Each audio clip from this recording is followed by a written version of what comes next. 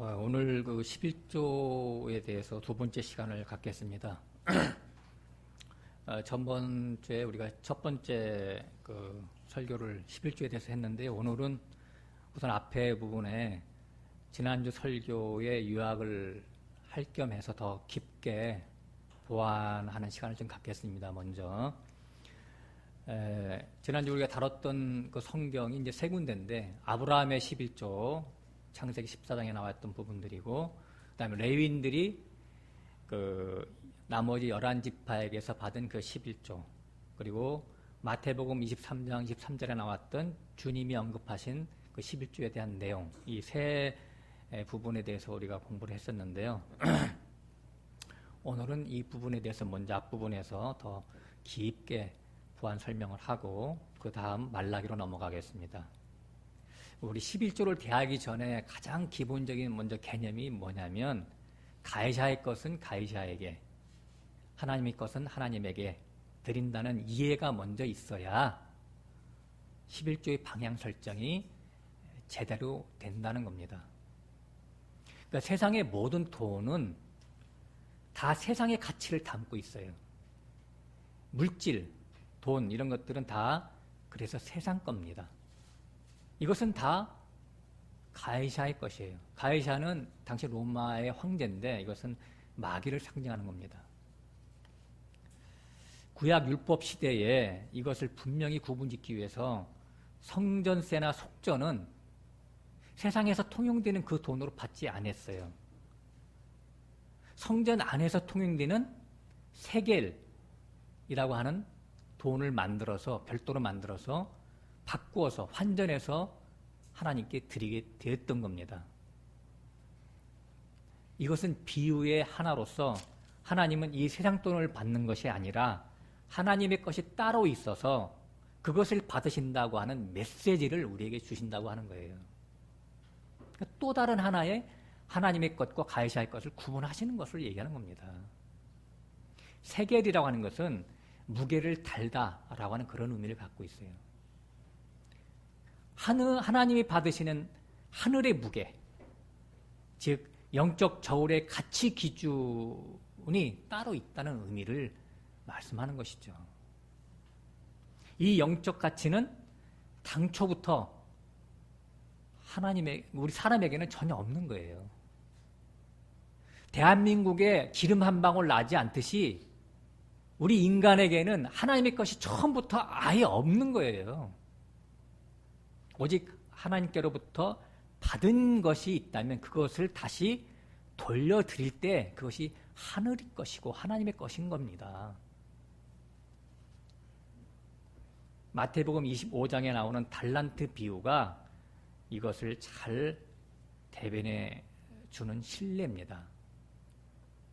금 1달란트 받았고, 금 2달란트, 금 5달란트를 받아서 그것으로 장사를 해서, 그죠? 2달란트는 2달란트를 남겼고 5달란트는 5달란트를 돌려드렸을 때 잘하였도다 충성된 종아, 이렇게 칭찬을 받게 되잖아요. 금 1달란트, 금 2달란트, 금 5달란트는 똑같은 하나님의 말씀을 의미하는 거예요. 다른 각도에서 본 것뿐이죠. 차등을 얘기하는 게 아니에요. 모든 사람한테 똑같이 하나님이 주셨는데 그것을 그렇게 비유로 다른 각도로 이렇게 설명한 것뿐입니다. 그러니까 이 달란트라고 하는 것은 세상에서 속칭하는 그런 탤런트, 재능, 뭐 음악하는 재능, 뭐 집을 잘 짓는 재능, 돈 버는 재능, 말 잘하는 재능, 판사 재능, 뭐 이런 걸 얘기하는 게 아니에요. 개념 자체가 틀린 거예요, 세상하고는. 그러면 이 달란트가 뭐냐? 하나님의 말씀을 요약하면 율법이고, 이는 곧 10계명을 말하는 거예요. 하나님 전체 우리가 성경책 들고 있지만 70권이 압축하면 10계명으로 요약되는 거예요. 하나님 말씀 그러면. 그래서 이걸 금 달란트라고 얘기하는, 금 달란트. 금으로 표시하는 거예요. 하나님 자신을 표현하는 거기 때문에.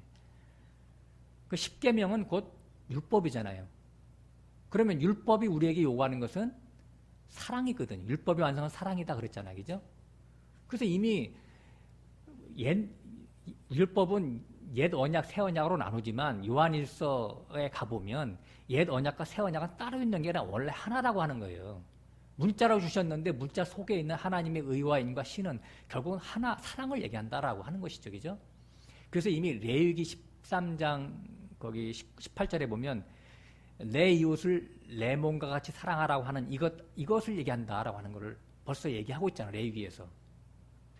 그리고 이제 요한복음 이런 데 오면 새 계명을 너에게 주노니 곧 내가 너희를 사랑한 것처럼 내 이웃을 내 몸처럼 사랑하라. 이거 그 새 계명이에요. 같은 거예요. 사랑을 얘기하는 거예요. 율법은. 그러니까 한 달란트를 받았다라고 하는 것은 하나님의 율법을 받은 너는 그 완성이 사랑인 줄 알고 있느냐라고 하는 거. 하나. 율법이라고 하는 것은 십계명으로 표현됐지만 혹은 성경 전체로 표현됐지만 그건 하나란 말이에요. 네가 그 사랑의 존재가 돼야 되겠다라고 하는 말씀이에요. 하나. 그걸 묻고 계신 거예요.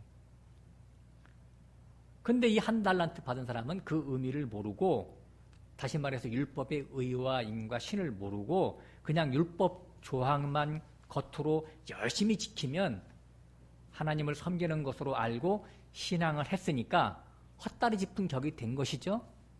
그래서 그것을 땅에 파묻어 버렸다라고 책망을 하시는 거예요. 율법의 본래적인 의도를 하나도 모르고, 그죠? 예, 율법의 겉만 핥았으니까 수박 속에 깨고 수박 맛을 보지 못하고 수박 혀로 겉만 핥았으니까 헛다리 짚은 것이죠. 그래서 나중에 뭐라고 해? 이 한 달란트 받은 자의 것을 빼앗아 저 10달란트 받은 자에게 주라 그러잖아요. 하나님의 것을 다시 뺏는 거예요. 줘봤는데 장사가 안 됐어. 하나님의 형상과 모양으로 만들어지지 않았어요. 다시 뺏기는 거예요. 하나님이 줬다가 뺏는 거예요.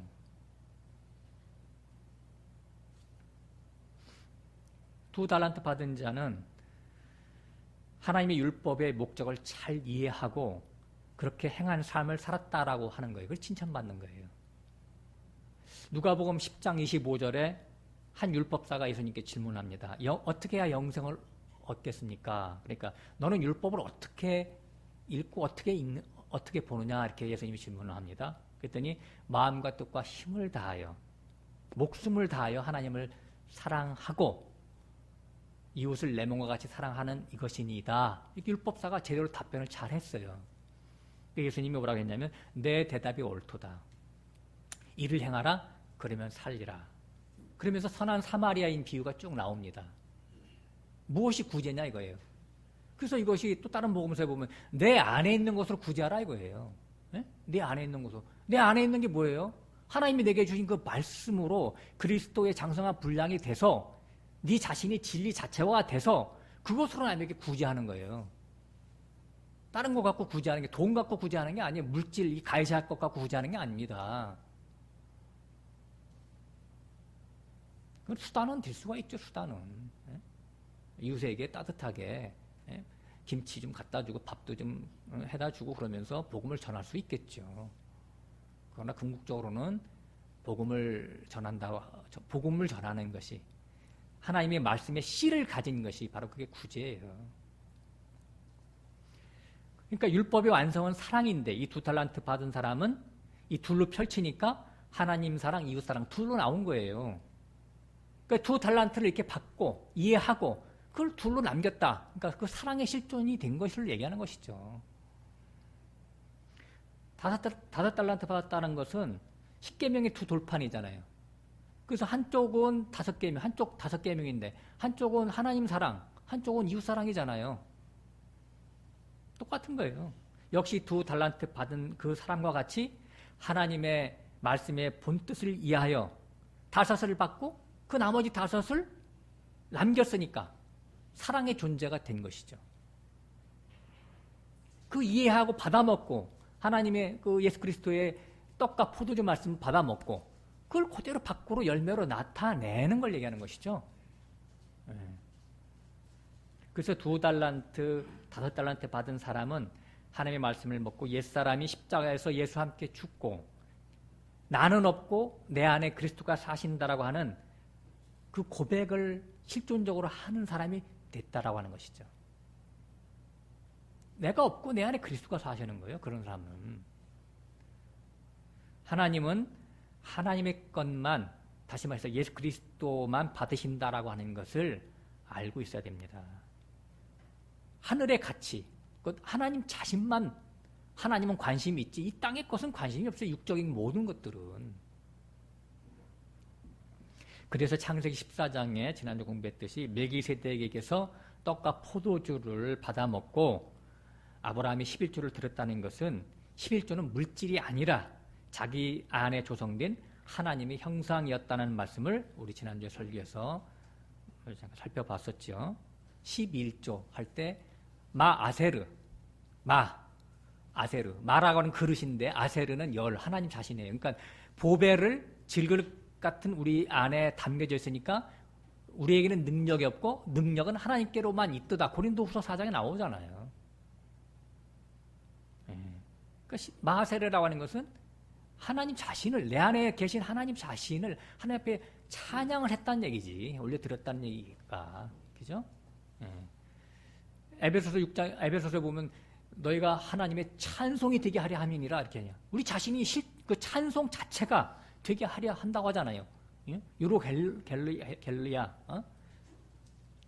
찬양, 하나님의 찬양이 되는 거야, 우리가. 그게 11조예요, 그게. 그러고 나서 이제 우리가 히브리서 7장 6절로 갔잖아요. 거기서 보면 멜기세덱은 아브라함을 11조로 취하고 복을 빌었다. 이렇게 나오잖아요. 그죠? 아브라함 자신을 11조로 취하는 거예요. 멜기세덱은. 잘 기억해 두세요.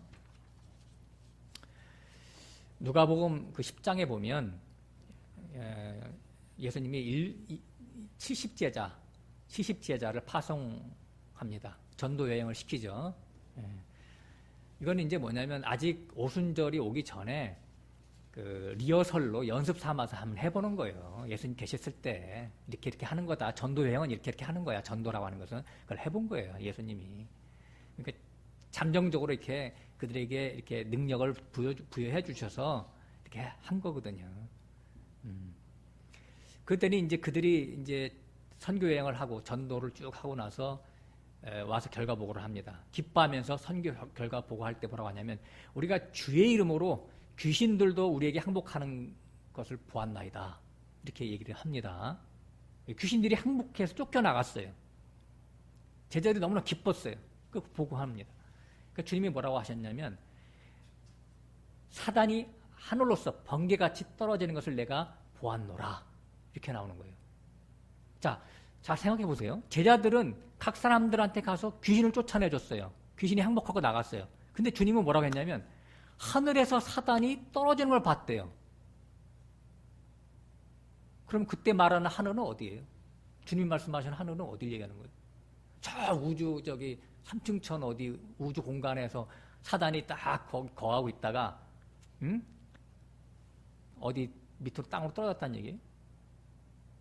한 사람 한 사람 전도했는데 자, 의미를 잘 생각하셔야 되죠. 하늘이라고 하는 것은 각 사람의 지성소, 영의 처소를 얘기하는 것이죠. 거기 있던 머물고 있던 사단이 쫓겨나가는 것을 예수님은 다 보고 계신 거예요. 거기가 하늘이죠. 지성소, 영의 처소. 그다음 예수님이 더 중요한 말을 합니다. 그 다음에 귀신들이 너에게 항복한 것으로 기뻐하지 말고 너의 이름이 하늘에 기록된 것으로 기뻐하라. 그러니까 너희들이 귀신을 누굴 쫓아냈다면 네 안에 이미 하나님이 계셔서 너와 임마누엘한 자야. 그러니까 너는 이미 하나님의 생명책에 기록된 거야. 그러니까 귀신 쫓아내는 건 당연한 거고 너는 이미 하나님의 자녀가 됐어. 그거로 기뻐해야지. 기뻐하는 거는. 이렇게 얘기합니다. 얼마나 놀라워요. 네? 그 베드로와 요한이 사도행전 4장에 보면 안진뱅이, 성전 미문에 앉은 안진뱅이 고쳐주잖아요. 금과 은은 내게 없거니와 뭐로? 내 안에 있는 예수의 이름으로, 나사렛 예수 이름으로 명하노니 일어나 걸어라 그러잖아요. 나사렛 예수가 어디 있어요? 베드로와 요한 안에 들어갔잖아요. 이것처럼 이 세상 만상에 이것처럼 기쁜 잔치할 일이 어디 있어요? 하나님이 우리 안에 질그릇 같은 우리 안에 보소로 와 계시다는 것보다 더 기쁜 일이 어디 있어요? 더 커다란 성공이 어디 있냐고요. 그래서 이 주님이 너희 이름이 하늘에 기록된 것을 기뻐하라 이 말씀을 창세기 14장 그 20절로 가져가서 대조해 보면 멜기세덱이 아브라함에게 너희 대적을 내 손에 붙이신 하나님을 찬송할지니라 이렇게 얘기했잖아요. 그때 아브라함이 11조를 바쳤다는 것은 표면적으로는 롯을 사로잡고 있던 귀신들을 항복시키는 것에 대한 감사한 것으로 표현된 것 같지만 더 궁극적으로는 아브라함 자신 안에 계신 하나님의 임재, 하나님의 연합된 그 놀라움 때문에 그것을 11조로 드렸다라고 하는 거예요. 그걸 찬양했다라고 하는 거예요. 하나님이 나와 함께 계시구나 라고 하는 것이죠. 물론 이것도 아까 그 70제단을 파송한 것과 마찬가지로 그 샘플로 아브라함이 아직 할례 받기 전이니까 하나님과 완전한 연합이 되지 않았잖아요. 그러니까 일부러 이 11조라고 하는 것은 이런 거야 라고 하는 것을 맛보기로 보여준 것이죠.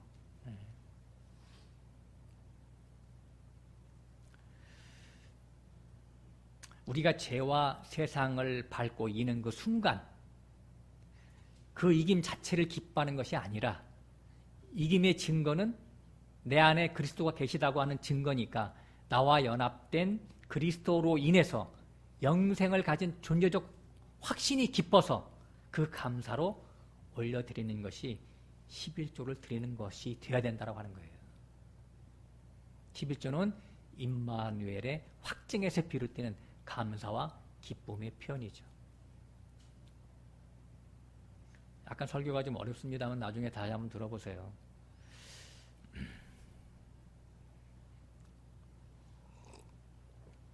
이스라엘의 그 11지파가 레위인에게 11조를 드림도 같은 맥락이에요. 6월절에 애굽의 장자는 다 죽임 당할 때에 이스라엘 장자들은 살림을 받았죠. 그래서 6월 된 거잖아요. 죽음의 사자가 건너뛰었잖아요. 그래서 6월이 된 거예요. 6월절. 그때 애굽의 장자가 다 죽었다고 했는데 애굽의 장자가 도대체 누구냐 이런 얘기예요. 더 깊게 설명한다면 지난주에 제가 뭐 시간상 탁 넘어갔지만 애굽의 장자는 나의 옛사람 그 영을 얘기하는 것이잖아요. 그래서 이것을 뭐 로마서 9장에 와서는 접붙임 얘기 나오잖아요. 예? 내가 마귀의 영과 접붙임을 받았는데 그 뿌리를 자르고 예수 그리스도로 접붙여야 돼. 뿌리가 바뀌는 거예요. 그러니까 머리가 바뀌는 거예요. 다시 말해서 영이 바뀌는 걸 얘기하는 거예요. 영. 옛사람은 예수님이 그 어린 양이신 주님과 함께 내가 죽고, 그죠? 그것이 바로의 장자가 죽는 거로 상징된 거라니까요. 그리고 그때 죽음이 건너간 이스라엘 살아남은 장자들은 누구예요?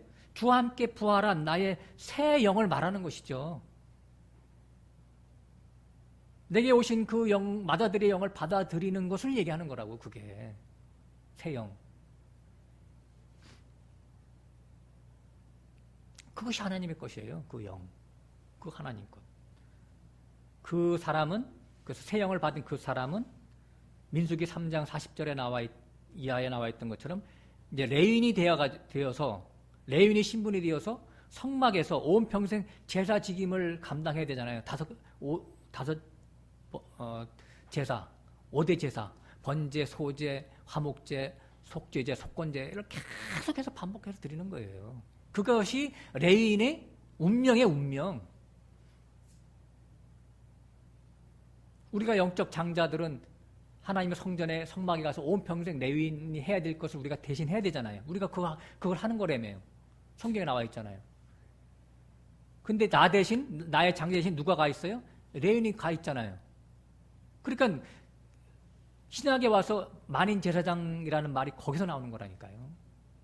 우리가 다 장자가 새로 살림을 받은 우리들은 새로운 레위인이 됐기 때문에 그 레위인의 자리에 가서 제사장 역할을 하는 거예요. 그래서 베드로전서 2장 9절에 우리는 다 왕 같은 제사장들이요. 이렇게 나오잖아요. 이 어두움에서 불러내어 기이한 빛에 들어가게 하신 자의 아름다운 덕을 선전하게 하기 위해서 그렇게 우리를 구원해줬다라고 하는 겁니다. 그러니까 우리가 레위인 날마다 5대 제사를 드리지 않으면 나의 구원은 취소될 수가 있고, 아니 구원받지 못한 것일 수도 있죠. 하나님의 말씀은요, 하나님 그 로고스라고 하잖아요. 로고스예요, 로고스. 논리야, 완전히 논리예요. 우리에게 그 기이한 빛에 들어가게 하신 자의 아름다운 덕을 선전하는 것이 바로 귀신 들린 자들이 귀신을 쫓아내는 일을 하는 것인데, 그러니까 모처럼 사단에게 사로잡힌 자들을 끄집어내게 하는 역할을 하는 것인데, 이것이 11조를 드리는 겁니다. 찬양하는 거예요, 하나님 앞에. 내 안에 그리스도의 영이 들어오시면 내가 가만히 있지 못해. 뜨거워서 입술을 닫고 있지를 못해. 어디 가서 얘기를 하고 말지. 그리고 나 자신도 하나님의 말씀으로 날마다, 아까 찬양 부를 때 또랑을 치고 물을 타고 퍼내야 되지. 속에 있는 미꾸리를 잡으려고, 네? 더러운 것들을 잡으려고, 한마디로 얘기해서.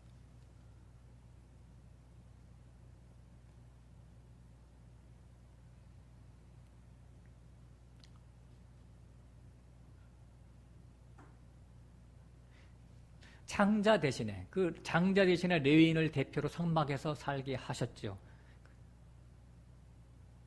그 대가로 이제 그 나머지 11지파들이 11조를 드렸다라고 하는 것은 11조가 의무가 아니겠죠. 그때부터는 의무가 아니라 내가 가서 살아야 되는데 내 대신 레위인들이 살으니까 뭐 먹고 살아. 그분들은 1년 내내 제사만 지내는데. 그러니까 어떻게 해요?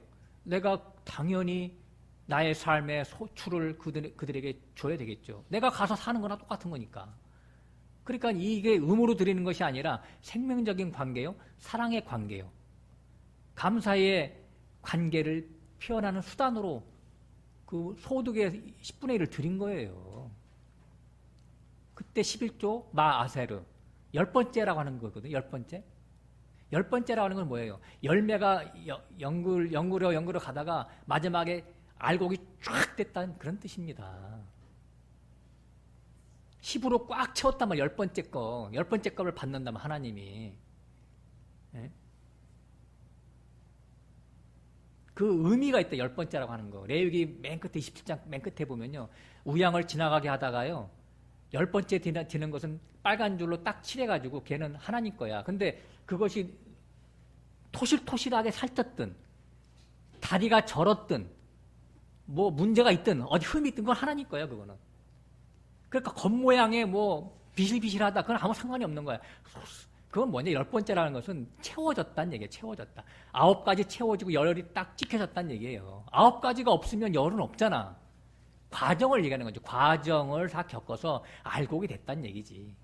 하나님의 형상과 모양으로 만들어졌다는 얘기예요. 하나님이 주신 수많은 고난과 역경을 통과하고 연단을 받아서.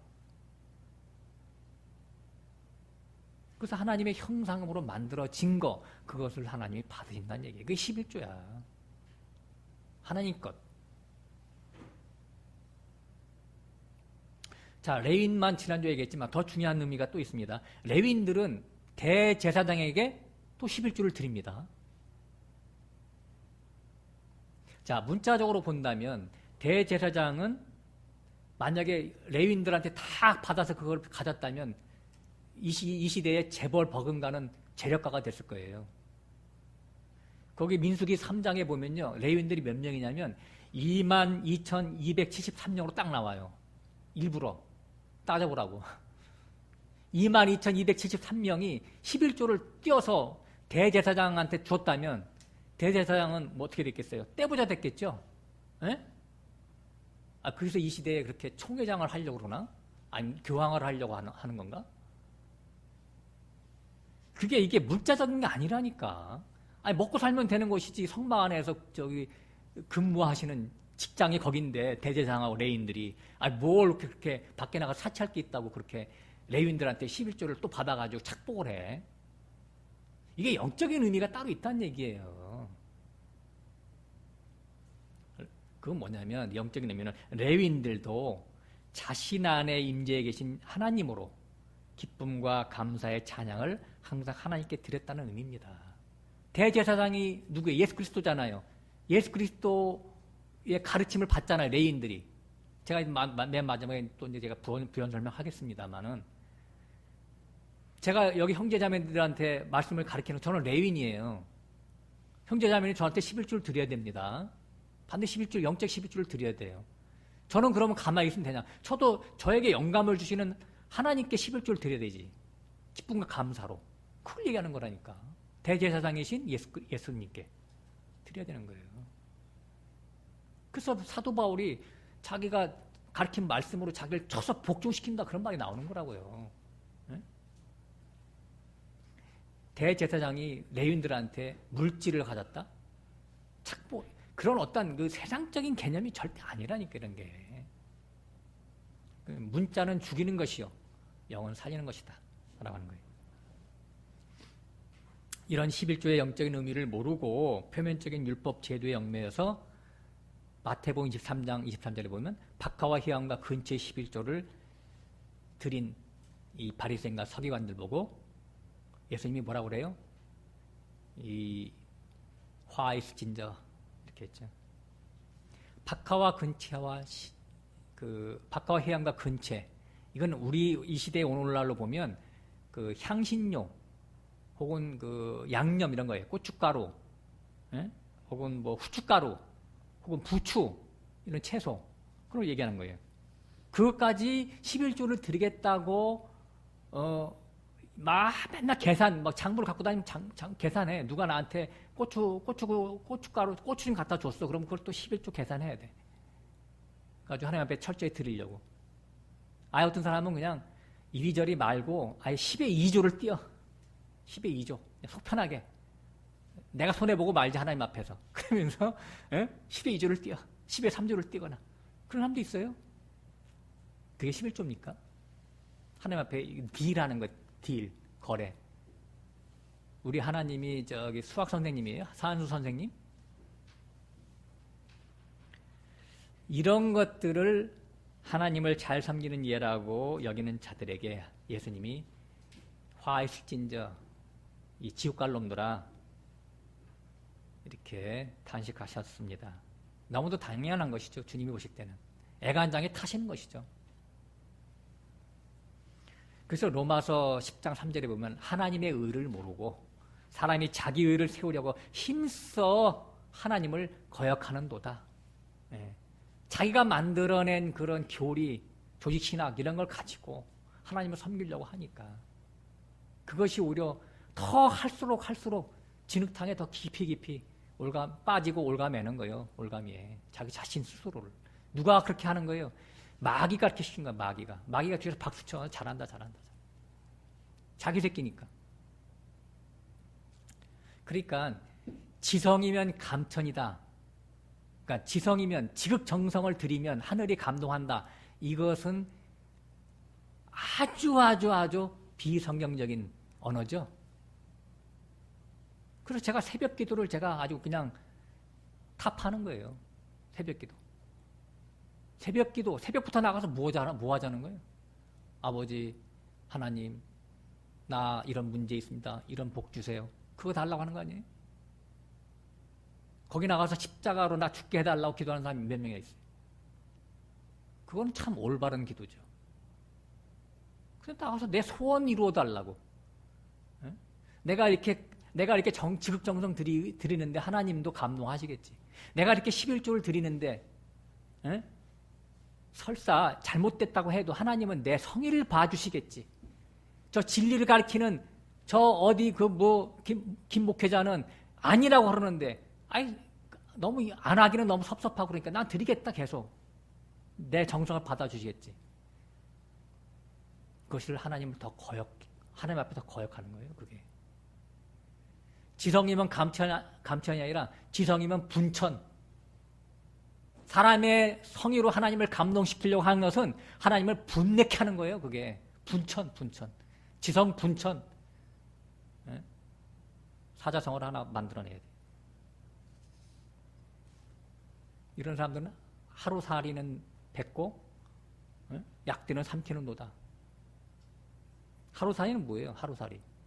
그 말 마태복음 23장 그 말씀이 딱 붙어서 나오잖아요. 하루살이 하찮은 것, 있으나 마나한 것, 존재감 제로, 없어도 되는 것이 하루살이지. 여기 하루살이 날아다닌다고 누가 저 하루살이 큰일 났네, 저 잡아야 되는데, 누가 그런 사람 있어요?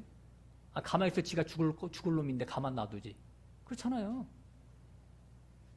근데 하루살이는 뱉어. 생색낸단 말이에요. 쓸데기 없는 껍데기 같고. 응? 그 안에 진주가 들어있는데 껍데기 같고 중요시 여긴단 말이죠. 응? 거기에 박하와 해안가 근처에 11조, 그것이 11조 잘 내는 것이 하나님을 기쁘시게 한다 생각을 해서 목숨을 걸고 형식에 매어서 사는 자들, 그걸 갖다 하루살이를 뱉는다 이렇게 표현한 거예요. 약대를 삼킨다. 약대라고 하는 건 뭐예요? 그거는 뭐 약대가 뭐 여기 있어 봐봐요. 사람들이 와서 다 지나가다 다 쳐다볼 거 아니에요. 크고 중대하고 요긴한 것이죠. 그래서 예수님은 그것을 율법에 중한 바 의와 인과 신이라고 그랬어요. 비껴갈 수 없는 거. 근데 그거는 껍데기에 신경 쓰다 보니까 내용을 하나도 몰라. 그래서 그거는 꿀떡 삼켰어. 삼켰다는 게 뭐냐면 개눈 감추듯이 아예 그냥 존재감을 생각하지 못했다는 얘기예요. 무시하고 버렸다라는 뜻이지. 삼켰다는 뜻이. 그러니까 예수님이 그런 자들 보고 오호 통제라 가슴을 치신 거 아니에요? 오호 통제라.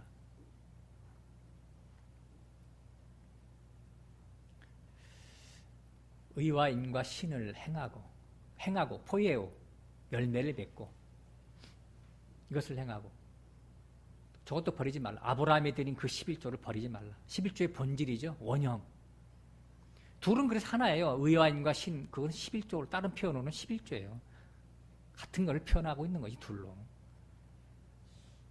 그러니까 하루살이라고 하는 껍데기는 너희가 버리되 본질적인 11조, 하나님의 의와 인과 신, 그것은 버려서는 안 된다라고 하는 것을 이중장치로 이렇게 주님께서 설명을 하신 겁니다. 여기까지 지난주 설교를 좀 부연하면서 보완 설교를 했는데요. 좀 더 명확해졌죠? 네? 지난주보다. 다음에 이번에는 이제 말라기로 가서 보겠습니다. 말라기가 이제 원래 11조 나온 그 중요한 부분인데, 우선 말라기 3장 가기 전에 1장 6절 보겠습니다. 6절을 같이 한번 읽어보겠습니다. 내 이름을 멸시하는 제사장들아, 나 만군의 여호와가 너에게 이르기를 아들은 그 아비를, 종은 그 주인을 공경하나니 내가 아비일진데 나를 공경함이 어디 있느냐, 내가 주인일진데 나를 두려움이 어디 있느냐 하나 너희는 이르기를 우리가 어떻게 주의 이름을 멸시하였나이까 하는도다. 그러니까 하나님과 지금 제사장들이 서로 엇박자 놓고 있는 거예요. 서로 커뮤니케이션이 안 돼. 그러니까 말라기의 수신자는 일반 백성이 아니고 제사장들이죠. 우리 잘 아시는 바와 같이. 근데 뒤에 읽어보면 소경된, 귀머거리 된 제사장들한테 지금 말라기서를 쓰고 계신 거예요. 하나님이. 계속해서 너희가 구약시대 내내 내 이름을 멸시했는데, 근데 제사장들 우리가 언제 하나님의 이름을 멸시했나이까? 이렇게 나오니까 완전히 그냥 번지수가 틀린 거지, 둘이. 7절 너희가 더러운 떡을 나의 단에 드리고도 말하기를 우리가 어떻게 주를 더럽게 하였나이까 하노도다. 이는 너희가 주의 상을 경멸히 여길 것이라 말함을 인함이니라. 더러운 떡을 드렸다. 떡은 하나님의 말씀을 상징하는 것이잖아요. 그리고 상은 강대상이에요. 그러니까 백성들에게 가르친 그 교훈성을 지금 하나님의 말씀하시는 것이죠. 더럽다라고 하는 건 뭐냐? 왜 더럽다고 했냐면 하나님의 하나님의 말씀을 가리키는 떡, 그 하나님의 말씀을 왜 더럽다라고 하나님이 지금 평가를 하셨냐면, 하나님께 제사를 철저히 드리면 이 세상에 복 받는다. 땅의 복을 얘기하는 것이죠. 부자 되고 성공하고 출세하고 무병장수하고 자녀가 형통한다. 이런 걸 가리키는 거예요. 그때나 이때나 항상 목회자들이. 그러니까 사람의 마음을 땅에 붙잡히게 가르치는 모든 가르침, 더러운 떡입니다. 사람의 마음을 이 세상 신에게 간음하게 하는 거예요. 하나님만 사랑하게 해야 되는데 이 세상에서 연을 끊고 정을 떨어뜨리게 해서 십자가에서 죽여가지고 정을 떨어뜨리게 해서 하늘로 올라가서 위의 것을 찾으라고 가르쳐야 될 제사장들이 자꾸 땅의 것을 찾으라고 가르치니까 이게 더러운 떡이지.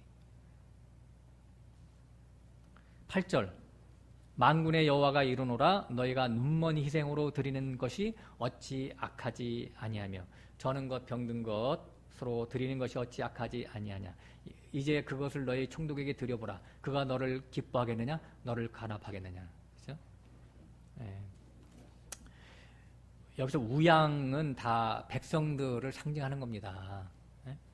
세상에 껌딱지처럼 붙어있는 백성들의 마음을 번제단 십자가에서 죽게 해서 하늘에 앉혀지게 하는 것이 제사장들의 책무입니다.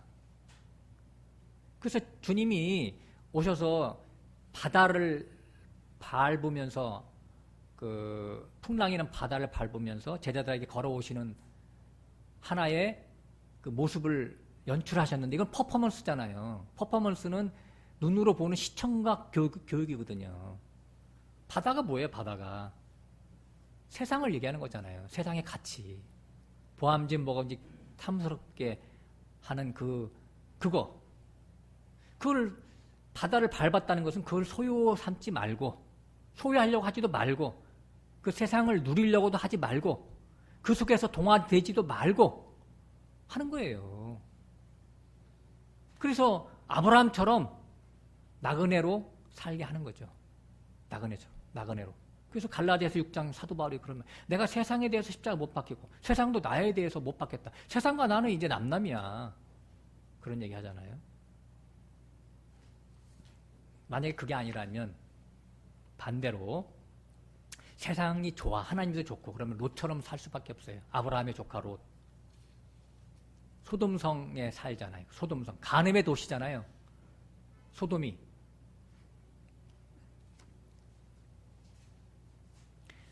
자, 소돔이 간음. 거기는 어떤 간음이에요? 호모, 섹스. 정말 이걸 잘 생각하셔야 돼. 우리가 육신적으로 볼 때도 호모는 더럽잖아요. 레즈비언도 더럽고 남자와 남자, 여자가 여자. 그래서 여기 로마서 1장에 보면 여자가 여자로 남자가 남자로 인하여 이렇게 더러운 짓을 한다. 근데 그게 써 있는데 그게 뭐냐면 그거는 우리들에게 뭘 얘기하는 거냐면 육으로 떨어지다 보면 육의 최종 말단이 뭐냐면 쾌락인데 말초신경을 쾌락을 주는 것인데 마약을 먹고 그것이 뭐냐면 남자와 남자, 여자가 여자. 그걸 얘기하는 거예요. 완전히 육덩어리 됐다는 표현이에요. 소돔은. 근데 하나님을 믿는다라고 왔다 갔다 해. 그게 소돔성 사람이에요. 무시무시한 겁니다. 그게.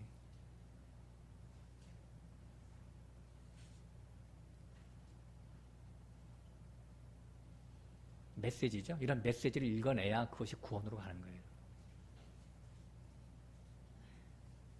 오늘날 소돔성이 어딥니까? 소알은 또 어디예요? 소알은. 소돔과 고모라를 보니 여호와의 동상 같다. 그 소알까지 물이 넉넉하다. 나중에 결국은 시온산에 못 올라가고 산에 못 도망가고 롯은 소돔성 소알성에 들어갔다가 산에 들어갔죠. 그 산은 뭐예요? 굴이라는 것은 깜깜한 암흑, 빛이 없는 그곳. 자기 자신이 파놓은 그 교류와 지식에 하나님을 섬기는 그거였는데 그 씨를 받고 보니까 모압과 암몬이야. 간음자의 씨, 구원이 실패했다는 얘기예요. 소돔은 큰 음녀, 소알은 작은 음녀. 그래서 이것이 열왕기의 역사에 가서는 북쪽 이스라엘 큰 음녀. 거기에는 누가 있어요? 이세벨. 남조 유다는 아달랴 작은 음녀. 망하는 거예요. 왜 망했어요? 바알과 아세라 신을 섬겼어요. 겉으로는 하나님을 섬겼는데 그 속 내용은 풍요와 다산의 신을 섬겼기 때문에 바알과 아세라의 신을 섬긴 거란 말이에요. 그래서 나라가 망하고 바벨론을 끌려갔어요.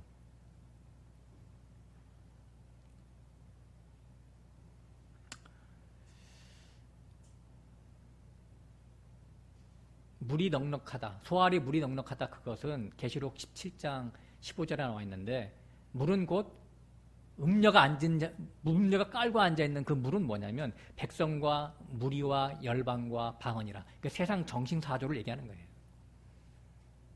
제가 찬양할 때 얘기했지만 다시 설교 듣는 분들을 위해서 제가 말씀드린 겁니다. 큰 음녀, 작은 음녀. 이 시대로 보면 큰 음녀, 죄송합니다만 로마 카톨릭, 작은 음녀, 개신교. 아닌 부분들도 있어요. 아닌 목회자도 있고. 그럼 대부분 다 이 세상에서 성공하자, 출세하자, 착하고 좋게 살자. 이걸 가르친다니까.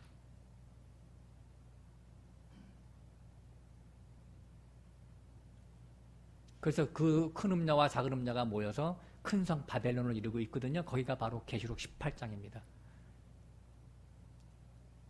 각종 더러운 영들이 모이는 감옥, 더러운 새들이 모이는 곳이다. 종교 조직을 얘기하는 겁니다. 안 그런 부분도 계세요. 훌륭한 목사님도 계시지만 굉장히 찾기 힘들어요.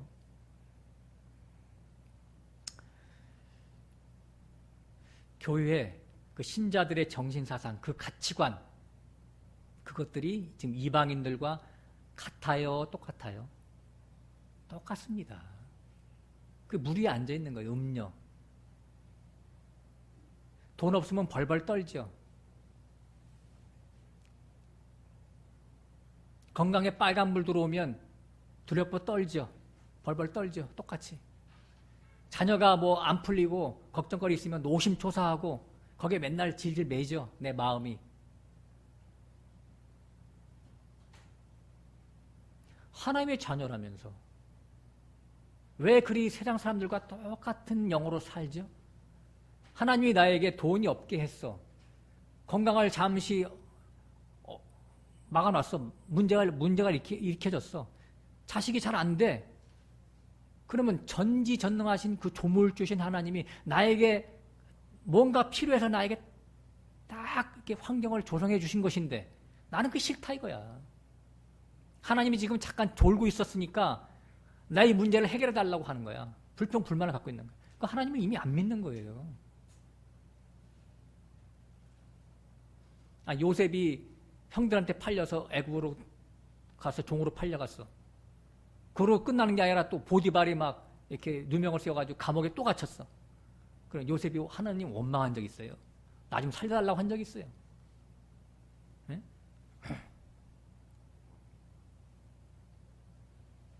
다윗이 그 10년 동안 사울왕 쫓겨다닐 때 하나님 나 좀 살려달라고 한 적이 있어요? 없어요? 다 뒤에서 누가 조정해요? 하나님이 하셨잖아요. 욥의 그 10자녀 다 데려가고 건강 해치고 건강 그냥 기와장으로 긁어도 진물이 계속 나. 재산 다 날라가고 아내가 저저거 떠나고 친구들이 와서 너 뭐 죄졌지? 이렇게 손가락질 할 때 욥이 하나님을 원망한 적 있어요? 그럼 욥이 한 얘기 뭐예요? 하나님이 다 하신다. 내 뒤에서. 이게 신앙이에요. 하나님이 나는 예외지. 나에게라는 이거 예외야. 그래서 나한테 이 문제 있는 거 이거 큰일 났네. 이거 사단이 와서 문제 줬네. 하나님께 기도해야지. 그래서 새벽 기도 갑니까? 철야에 합니까? 그거는 불신입니다.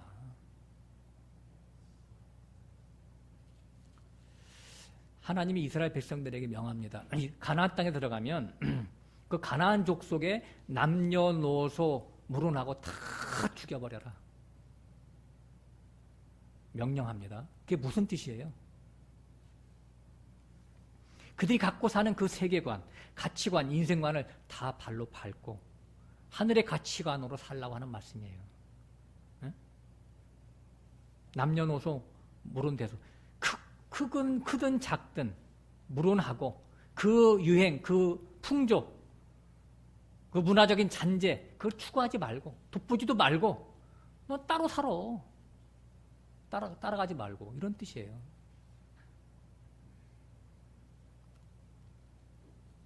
여러분 중에서 혹시 생일이다 그러면 생일 잔치 받아먹는 분 계세요? 창피한 줄 아셔야 돼. 물론 어린아이들이 자랄 때는 그거를 용납하는 차원에서 애들 화목을 위해서 뭐 케이크도 자르고 그럴 수 있어요. 그러나 걔네들이 이제 장성해지면 얘기해야지. 너희들끼리는 해도 나는 안 한다. 그렇게 할 수도 있고. 그리고 그들에게 하나님의 신앙을 전을 해줘야죠. 예를 들어서 설명한 거예요, 제가. 수많은 믿음의 선진들이 한결같이 세상을 밟고 살았습니다. 그죠? 아벨, 에녹, 노아, 다윗, 다니엘의 세 친구, 초대교회 그 성도들. 히브리서 11장에 나오잖아요. 사자밥이 되고 불에 태워 죽이고 칼에 목베임을 받고 물속에 수장당하고 굶어 죽고 당당히 순교하잖아요. 당당히. 동남풍아 불어라, 서북풍아 불어라, 가시밭에 백합화, 예수향기 날리니 그 찬양이 그런 얘기 아니에요? 찬양은 잘하면서 뜻도 모르고 오라 이거야. 어느 풍랑이든지 내가 발로 밟겠다 이거야. 이게 신앙 아닙니까? 발과 신라 감옥에 갔어요. 베드로도 찬양합니다. 찬양할 줄 알아야지. 감옥이 오면요 오히려 더 기뻐하세요. 지금 기뻐합니다. 건강에 감옥에 갇혀가지고 꼼짝 못합니다. 제가 지금 배터리가 다 방전돼가지고 한 30% 정도밖에 안 남은 것 같아요. 조금만 하면 피곤해서. 그러나 찬양하죠. 이게 하나님이 주신 기회야. 찬양의 기회. 이게 진짜 찬양이야. 이게 하나님은 이런 바울과 실라, 베드로와 같은 그런 사람으로 건축시키는 것이 하나님의 목표예요. 목적이고. 얼마나 멋집니까? 근데 돈 문제 때문에, 건강 때문에, 또 자식 문제 때문에 벌벌 떨어요? 좀 태연자약할 수 없어요? 여기 보면 저는 거, 병든 거, 눈먼 거 그걸 갖고 왔단 말이에요. 제사장들이. 이게 뭐냐면 우양이 백성들인데 백성들의 그 영적인 상태를, 신앙 상태를 병들고 절고 눈먼 소경으로 다 만들어버렸어. 제사장들이. 이방인들과 똑같아. 그냥 무슨 문제만 있으면 벌벌 떨어.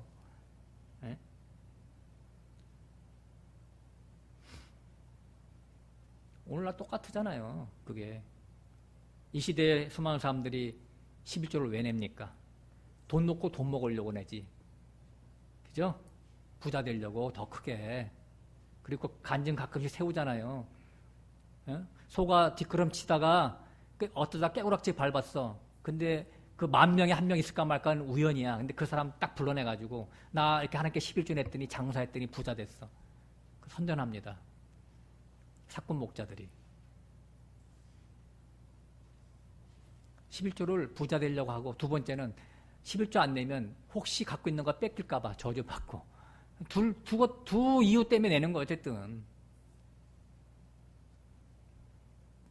욥기 그 3장 25절에 보면요. 내게 두려워하고 무서워하는 일이 내게 비쳤도다. 이렇게 욥이 한탄합니다. 욥이 하나님을 잘 섬겨서 겉으로 넘기죠. 그 동방의 의인이라고 그래. 육으로 섬기는 걸. 가지고 자녀들이 10명 있는데 생일잔치 끝나고 나서 하나님께 혹시 죄진 거 없나 있을까 해서 그 속죄하는 제사를 드렸대. 욥이 진짜 하나님이 오실 때 진짜 진리적인 의인이면 생일잔치 자체를 안 했어야 되는데 할 건 다 해, 세상 사람들처럼. 그러나 뒤에다 또 제사를 또 드려. 하나님 보실 땐 그게 악이야. 겉으로 윤리도덕적으로는 완벽해, 욥은. 근데 하나님 볼 때는 그게 죄인이란 말이에요. 그래서 하나님이 다 뺏어가시는 거예요. 그러니까 소유를 다 뺏어갔을 때 하나님이 보이는 거라니까. 이 세상이 내 안에 가득 있으면요, 하나님 안 보여요. 귀로만 듣지 그냥. 하나님은 이렇더라 저렇더라 이렇게 남이 하는 말. 자, 오늘 본문 말라기 3장 10절로 가서 보겠습니다. 8절부터 보겠습니다. 말라기 3장 8절. 사람이 어찌 하나님의 것을 도둑질하겠느냐? 그러나 너희는 나의 것을 도둑질하고도 말하기를 우리가 어떻게 주의 것을 도둑질하였나이까 하는도다. 이는 곧 11조와 헌물이라. 여기서 하나님의 것은 물질이 아니라 사람의 영혼입니다. 사람의 영혼을 살려내는 것이 제사장 직무인데 제사장들이 더 깊은 흑암 가운데 가두어 버렸습니다. 이것이 바로 더러운 떡을 상에 드린 거예요. 강대상에 드린 거예요. 8절을 말이죠. 원어로 보면은요, 더 놀라워요. 사람이 어찌 하나님을 도둑질하겠느냐? 하나님의 것이라는 말이 없어요. 하나님을. 그리고 그러나 너희는 나를 도둑질하고도 말하기를 우리가 어떻게 주를 도둑질하였나이까 하는도다. 하나님을 도둑질하다 이렇게 나왔어요. 하나님. 이게 무슨 말이냐? 참 하나님을 버리고 다른 하나님, 거짓 하나님을 만들어서 신봉하는 자들이라고 하는 말씀이죠. 그죠? 예레미야서 2장 13절에 보면요. 내 백성이 두 가지 악을 행하였도다. 하나는 생수의 근원인 나를 버린 것과 또 하나는 다른 웅덩이를 판 것인데 터진 웅덩이를 팠다 이렇게 나와요. 예레미야 2장 13절. 생수의 근원 대신 하나님을 버린 적이 없는데 하나님은 하나님을 버렸대.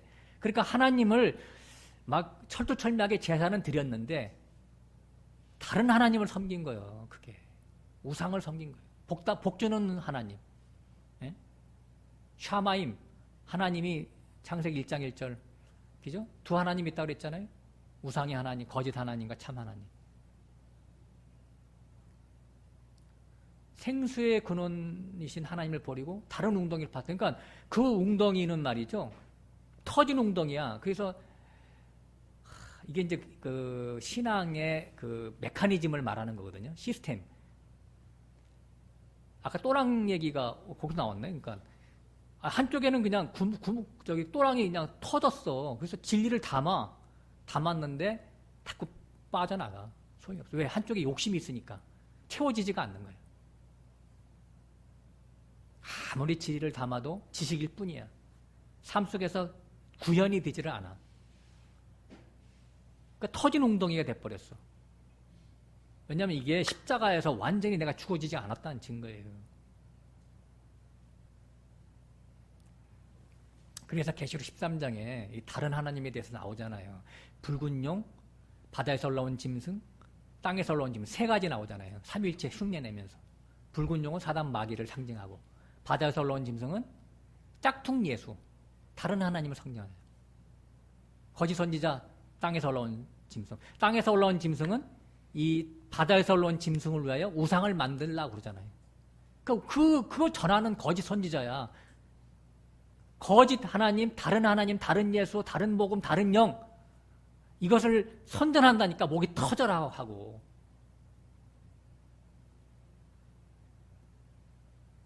거짓 선지자. 겉으로 볼 때는 훌륭해요.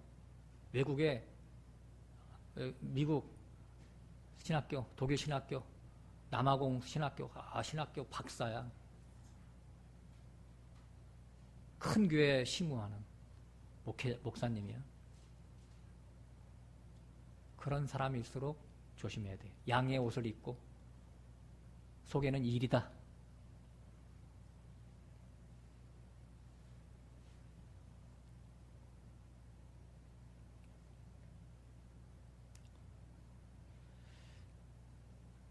하나님을 혹은 예수님을 이 세상 복주는 신호로 둔갑시키는 그것처럼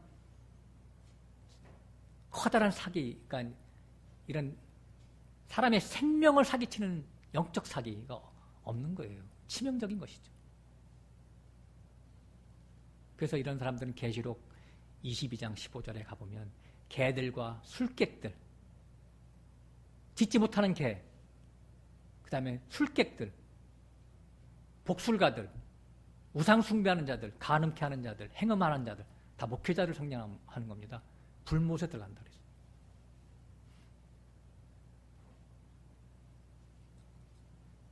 하나님은 이 세상 복주는 분이 절대 아닙니다. 오히려 거꾸로 하나님은 오히려 고난과 역경을 통해서 내게 붙어있는 세상성을 다 제거하시고 오직 예수 그리스도의 성분만 덧입게 하시는 분이십니다.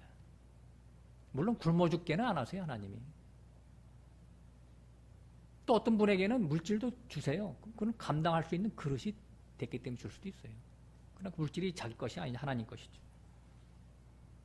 하나님의 목적은 오직 하나입니다. 그리스도의 장성한 분량에 이르는 어떤 실존자를 만들어 가시는 거예요. 9절 너희 곧 온 나라가 나의 것을 도적질하였으므로 너희가 저주를 받았느니라. 저주받았대요. 다른 하나님을 섬겼기 때문에 저주받은 거죠. 네? 아까도 말씀드렸지만 북조 이스라엘이나 남조 유다가 다 멸망당했어요. 이 지구에서 사라졌어요. 그죠? 북조 이스라엘은 아스시리아한테 망했고 남조 유다는 바벨론한테 다 파괴됐어요. 성전까지 다 파괴시켜버렸죠. 그리고 나서 나중에 70년 있다가 서서히 돌아온 소수가 뭘 만들었어요? 수룹바벨 성전을 졌어요. 근데 그것이 또 어떻게 됐어요? 안티오코 에피파네스, 그러니까 시리아의 왕한테 그것도 다 무너졌어요. 그 무너지고 수룹바벨 성전 대신에 뭐가 세워졌어요? 헤롯 성전이 세워졌어요. 예수님 오시기 전에 헤롯 대왕이 있었어요. 헤롯 대왕이 예수님 태어났을 때 왜 그 2살 이하로 다 죽이라고 하는 그 헤롯 대왕이 예수님 전에 왕권을 잡았었는데 그 사람이 이미 헤롯 성전을 짓기 시작을 했어요. 그래서 아들한테 물려줬는데 나중에 46년 동안 그 성전을 졌는데 예수님 살아 계실 때, 육신으로 살아 계실 때까지 짓지 못한 미완료가 있었죠. 헤롯 성전. 헤롯 성전이 미완료라고 하는 것은 중대한 메시지를 주고 있어요. 이 시대에도 계속 헤롯 성전은 세워져 가고 있다는 얘기예요. 왜 그들이 북조, 남조 계속 망했을까요? 다시 말씀드립니다마는 풍요와 다산의 신으로 섬긴 거예요, 하나님을. 그걸 갖다가 바알과 아세라 신을 섬겼다 이렇게 표현하는 거라고요. 산당 제사, 예? 산당을 세워놓고 거기 제사장들 누구예요? 이 시대에 수많은 우죽순처럼 퍼져 있는 거짓 교회들을 얘기하는 겁니다.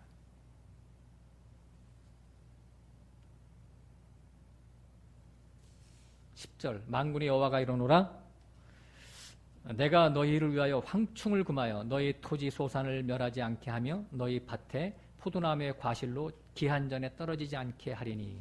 아니 10절이죠. 10절. 죄송합니다. 만군의 여호와가 이르노라 너희의 온전한 11조를 창구에 들여 나의 집에 양식이 있게 하고 그곳으로 나를 시험하여 내가 하늘문을 열고 너에게 복을 쌓을 곳이 없도록 붙지 아니하라 보라. 가장 오해가 많이 빚어지는 성경 구절입니다. 네? 그러나 제가 이제 시간이 없어서 다는 못하고 진리만 전할게요, 제가. 그래서 온전한 11조는 하나님의 영을 받아서 하나님의 자녀가 된 그 존재, 하나님 자녀가 되는 것, 그것이 11조입니다. 네. 그래서 갈라디아서 2장 20절에 내가 십자가에서 예수와 함께 못 박혀 죽었나니 이제 내가 사는 것이 아니요 내 안에 그리스도가 사신다. 내 안에 있는 그리스도, 그걸 하나님께 열매로 드리는 거 에브리데이, 그 11조예요. 여기 보면 창고에 들여 나의 집에 양식 있게 하고. 창고가 어디 있어요? 하나님 창고. 그 건물, 교회 건물 예배당 안에 있는 그 헌금통이 하나님 창고입니까? 거기는 가해자의 것이 들어가는 곳이에요. 창고는 하늘의 하나님의 처소겠죠? 하늘 창고가 어딜까요? 네? 막연합니까? 아니면 저 우주 어느 공간에 하나님이 계신 곳에 어디 있을까요? 아까 제가 그 일부러 누가복음 10장에 그랬잖아요. 그죠? 그 귀신들이 우리에게 항복하더이다. 그럴 때 내가 사단이 하늘에서 떨어지는 것을 보았다 그랬잖아요. 그때 하늘이 어디라고 그랬어요? 각 사람의 심령, 귀신이 쫓겨나간 사람들의 심령, 거기 심령이 그 하늘이에요.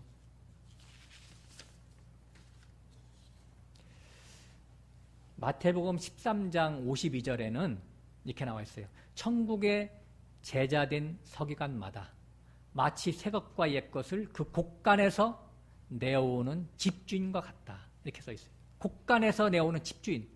곳간은 어디예요? 하늘의 창고죠. 집주인은 누구예요? 하나님이죠. 하나님처럼, 예수님처럼 그 곳간에서 옛 것과 새 것을 내준대요. 이건 뭐냐면 복음의 제사장들을 얘기하는 것인데, 복음의 제사장은 하늘 곳간지기들이죠. 집주인인 하나님의 진리의 말씀, 그러니까 신약과 구약 통틀어서 속뜻을 풀어서 그걸 사모하는 자들에게 배불리우는 자들이죠. 그걸 설명하고 있는 거예요. 옛것과 새것, 구약과 신약에 있는 진리의 숨은 뜻을 풀어서 그걸 사모하는 자들에게 주는 것이죠.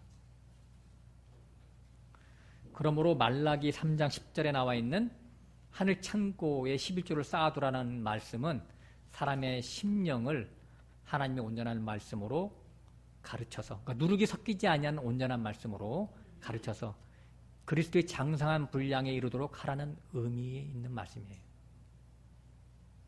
그러니까 주님처럼 바다를 발로 밟는 자가 되라고 하는 것이죠. 세상 가치를 밟고 하늘의 기운으로 사는 자로 세워주는 것이 참 제사장이라고 하는 거예요. 예? 천국의 제자된 서기관들이지, 이 사람들이. 그러니까 레위인들이 이스라엘 11지파를 진리대로 1년 동안 잘 가르칩니다. 그래서 모두가 하나님의 군사로, 하나님의 사자들로 세워집니다. 농사를 졌어, 1년 동안. 그러니까 영적 농사를 졌어. 그것이 레위인들이 받는 11조의 실제예요. 가르침을 받았으면 그것대로 사람 농사가 되어서 장성한 자가 되는 것이 바로 삭을 드리는 거예요. 삭을. 품꾼에게 드리는 삭이에요, 그게. 오늘날도 똑같습니다. 복음의 사도가, 복음의 제사장이 말씀을 가르쳤을 때 그 말씀을 자기가 심령으로 꼭 부여잡고 그리스도의 장성한 분량으로 날마다 자라가는 것이, 그것이 바로 품꾼에게 삭을 주는 겁니다. 너희 밭에 품꾼에게 주지 않은 삭시 소리 지른다. 그럼 어떻게 되는 거예요? 아무리 말씀을 가르쳐줬는데도 한 귀로 듣고 한 귀로 흘려보내고 맨날 그 타령이야. 그러면 그게 삭을 안 준 거야, 복음 제사장들한테. 11조를 못 내겠죠. 그러면 이거는 급히 회개해야 돼. 이게 시급한 일이에요, 이거는. 내일 일로 미루면 안 돼요. 또한 이 레위인들도 성막에서 대제사장이 가르침을 받겠죠. 아까도 제가 잠깐 언급했지만, 그러면 대제사장은 예수 그리스도를 상징하는 것인데, 제가 레위인이란 말이에요, 여기서. 그래서 말씀대로 저도 말씀을 가르치지만, 저도 이 말씀을 가지고 쳐서 복종시켜서 저 또한 역시 그리스도의 장성한 분량으로 날마다 자라가야 되겠죠. 이것이 11조가 되는 거예요, 저도. 주님은, 또 하나님은 그 11조를 양식으로 받아 드셔야 하나님의 배가 채워집니다. 요한서 4장에 보면 수가성 우물가의 사마리아 여인에게 예수님이 복음을 전파합니다. 그 여인이 깨닫고 기뻐서 동네로 달려가면서 뭐라고 해요? 와보라! 내가 메시아를 만났다. 그렇게 합니다. 그 사람들이 많이 와서 회개하고 예수님을 영접하고 이제는 네 말 때문에 그러는 게 아니라 우리가 직접 깨달았다. 그렇게 또 나오잖아요. 요한복음 4장에 보면. 제자들이 와서 물어봤습니다. 예수님께. 예수님 식사 언제 하셨어요? 나는 이미 먹었다. 너희들이 알지 못하는 양식을 먹었다. 주님이 먹는 양식이 뭐예요? 온전케 된 사람의 영혼. 이 사마리아 여인을 잡아먹은 거예요. 잡아먹었어요. 하나님은 땅의 것, 물질적인 것을 양식으로 삼지 않습니다. 하나님의 양식은 하나님의 영으로 조성된 사람의 영혼 그 자체입니다. 양식이라고 하는 건 뭐냐면, 양식을 삼았다는 것은 뭐냐면 그걸 먹어서 기쁨과 만족을 얻으신다라고 하는 풍자적인 표현이겠죠. 네? 우리도 내 살을 먹고 내 피를 마시라 지난주에 얘기했잖아요. 예수님이 나는 하늘에서 내려오는 산떡이다. 그런 말 했잖아요. 우리가 받아 먹어야죠. 그걸 먹었을 때 우리가 참된 만족과 기쁨이 있단 말이에요.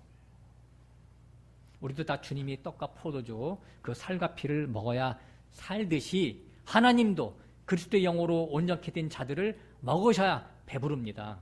배부르십니다. 네? 예수님이 지금 배가 좀 찼겠어요? 배 고프시겠어요? 네? 아마 지금 간신히 아주 그냥 사실 것 같아, 거의. 네. 야곱의 11조 잠깐만 살펴볼 거예요, 우리가. 야곱이 이제 그 에서의 도망을 가죠. 창세기 28장에 보면. 그래서 11조를 서원하잖아요. 근데 언제 야곱이 11조를 서원했어? 근데 언제 11조를 하나님께 드렸어요? 11조 서원했는데 11조 드렸다는 말이 없어. 언제 드렸을까요? 아시는 바 있으면 말씀해 보세요. 용감하게. 그 11조 드리는 장면이 여기 있어요. 근데 11조라는 표현을 안 했을 뿐이지. 창세기 35장 가겠습니다.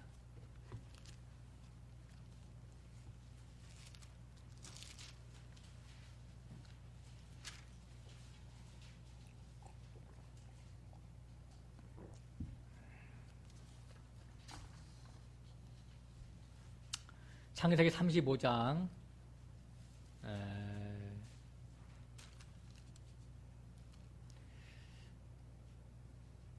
14절 15절 읽겠습니다. 야곱이 하나님의 자기와 말씀하시던 곳에, 그러니까 이게 창세기 28장을 얘기하는 거예요. 서원할 때 곳에 기둥 곧 돌기둥을 세우고 그 위에 전제물을 붓고 또 그 위에 기름을 붓고 하나님이 자기와 말씀하시던 곳의 이름을 베델이라 불렀더라. 베델은 뭐죠? 하나님의 집이잖아, 그죠?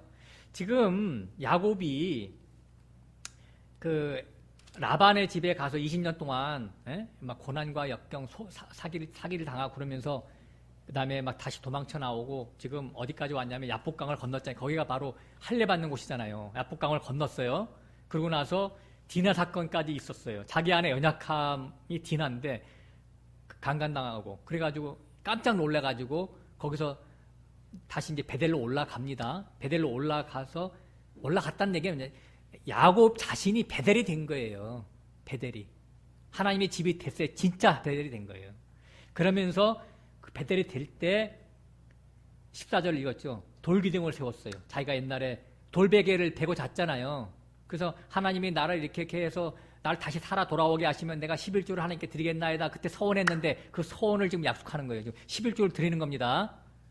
돌기둥을 세우고 전제물을 붓고 그 위에 기름을 붓고. 전제물은 뭐냐면 포도주를 다 붓는 거예요. 포도주는 뭐냐면 자기 자신의 이거지, 쉽게 해서 마음과 뜻과 온 힘과 목숨을 다 바쳐서 하나님을 사랑하는 걸 얘기하는 거예요. 나 자신을 부어드리는 거예요. 막달라 마리아가 옥합을 깨트려서 예수님의 머리에 붓고 발에 붓고 자기 머리칼락으로 그 발을 씻겨 드렸던 그것을 지금 하는 거예요. 똑같이. 전제물 포도주를 붓는 것인데 자기 자신이 그걸 다 부어드리는 거예요. 일체를 부어드리는 거예요. 아브라함이 일체의 11조를 드렸죠. 히브리서에 보니까 일체 중 11조가 아니라 일체의 11조를 드립니다. 일체가 11조야. 자기 자신의 전부.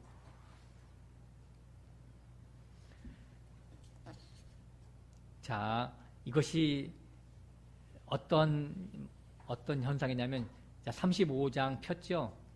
4절 읽어보겠습니다. 그들이 자기 손에 있는 모든 이방 신상과 자기 귀에 있는 고리를 야곱에게 주느니 야곱이 그것들을 세겜 근처 상수리 나무 아래 묻고. 그러니까 야곱의 모든 식구들이 갖고 있는 귀고리, 그 다음에 이방 신상, 그런 것들, 그러니까 은밀하게 은밀하게 이 세상과 세상의 것을 사랑했던 그 모든 것들 얘기하는 거예요. 귀걸이, 코걸이, 목걸이, 손목걸이 이런 것들은 이 세상의 풍조를 상징하는 것이잖아요. 그런 것들을 다 띄어서 상수리 나무 아래 묻고 처리했다는 얘기죠. 그리고 나서 베델로 올라가는 겁니다. 그러니까 베델은 아무나 올라가는 게 아니죠. 정리가 돼야 돼, 이 세상에 대해서. 그걸 이해하는 겁니다. 세상 것을 다 처리한 것이죠. 자, 오늘 말씀을 정리하겠습니다. 오늘날 한국교회가 세속화되는 가장 큰 주범 중에 하나가 바로 물질적 11조 때문에 그렇습니다. 교회가 돈이 많아지면 썩습니다. 흥청망청합니다. 구제도 합니다. 선교도 합니다. 건축도 합니다. 그래도 돈이 남아.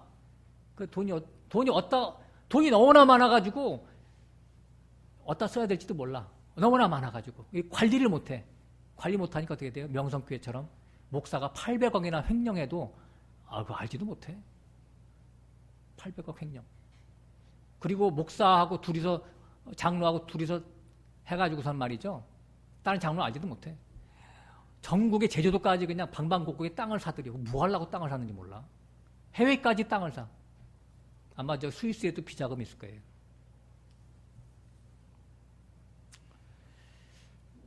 자식에게 세습합니다. 그 교회를. 당연하죠. 자기가 비즈니스 한 건데 수십 년 동안. 그게 주님의 교회면 못하죠. 그것이 자기 교회니까 하죠.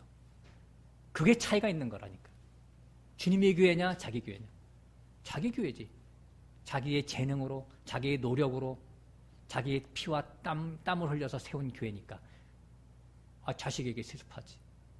당연한 겁니다. 서초동에 있는 사랑의 교회? 그 교회는 맞죠? 사랑의 교회. 그건 수천억 들여서 건물을 졌대요. 그게 교회입니까? 마귀의 소굴이지. 그 목사가 잘못됐어요. 그 교회에 계신 분들은 미안하지만 다 나오세요. 아니면 목사를 쫓아내야 됩니다. 사꾼 중에 사꾼입니다. 건물을 크게 짓자 다 사꾼입니다. 작게 짓자 그것도 사꾼입니다. 교회는 초대교회로 돌아가야 됩니다. 몇십 명 가장 좋은 거예요. 왜 자기가 다 꿰어찹니까? 영혼들을 박수갈채 받으려고요? 능력 있는 목사라고 취향 받으려고요? 케어 못합니다.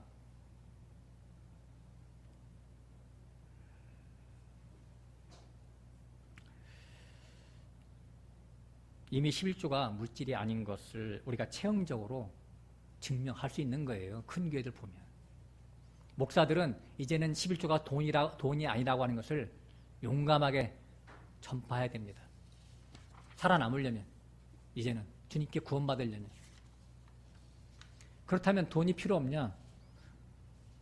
돈이 필요해요. 교회에서 살다 보면. 교회 모임을 유지하거나 경비로 필요하니까. 혹은 목회자 사례비 내는 데는 있잖아요. 그건 성경에도 나와 있는 거니까. 사례비로 쓰이는 명목으로 낼 필요하죠. 그런데 그런 것들이 11조가 아니고요. 다른 헌금 명목 필요 없어요. 대한민국 헌금 명목이 몇백 가지라고 하던데 감사헌금 딱 하나면 끝입니다. 그냥 감사헌금이라는 말도 필요 없죠. 그냥 하나님께 연보로 내면 되는 거예요.